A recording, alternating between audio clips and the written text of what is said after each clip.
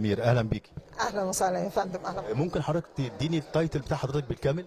انا دكتور ناردين سمير، استشاري التغذيه العلاجيه مع معهد الصحه العامه جامعه اسكندريه، ورئيسه مبادره حياه بدون سكري وسمنه.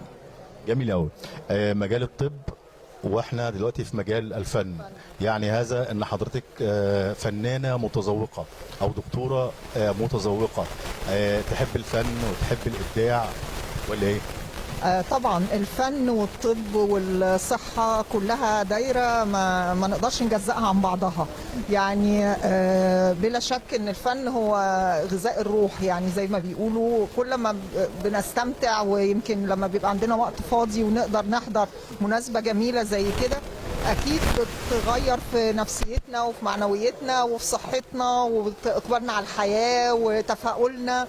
والحقيقه حتى الرساله اللي النهارده احنا في صددها رساله تدي امل وتدي بهجه، وفعلا انتوا ناس جميله، وما نقدرش نفصل الطب عن الفن. احنا من برنامجنا منارة الثقافة وعي الشعب المصري كله، فبنقول ان طالما المواطن كان عنده وعي وعنده معرفة، يبقى اذا ان هو يصعب اختراقه، لانه بيبقى في الحالة دي محصن ضد اي شيء ممكن يضر بيه نفسه ثم يضر بيه بلده.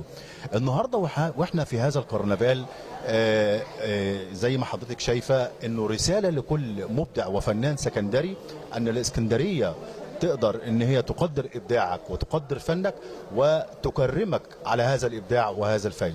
شايفه هذا اليوم ازاي؟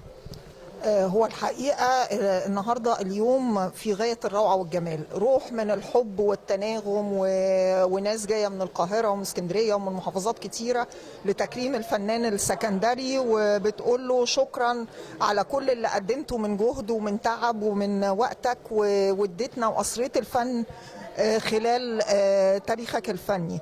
حاجة مشرفة وحاجة تفرح وحاجة بتحسس الشخص انه فعلا مجهوده ما راحش على الارض. وده بلا شك ده فعلا رساله بنوجهها النهارده، وبنقول لكل فنان ولكل مبدع ولكل واحد في اي مجال ان انت هيجي اليوم ان بلدك هتكرمك، هتقول لك شكرا، هتقول لك كتر خيرك، هتقول لك ابدع واحنا هنقدرك، ادينا من وقتك ومن صحتك ومن مجهودك، وهيجي اليوم اللي هنقول لك شكرا وميرسي وبنشكرك على كل لحظه اديتها لنا وخدمت فيها البلد.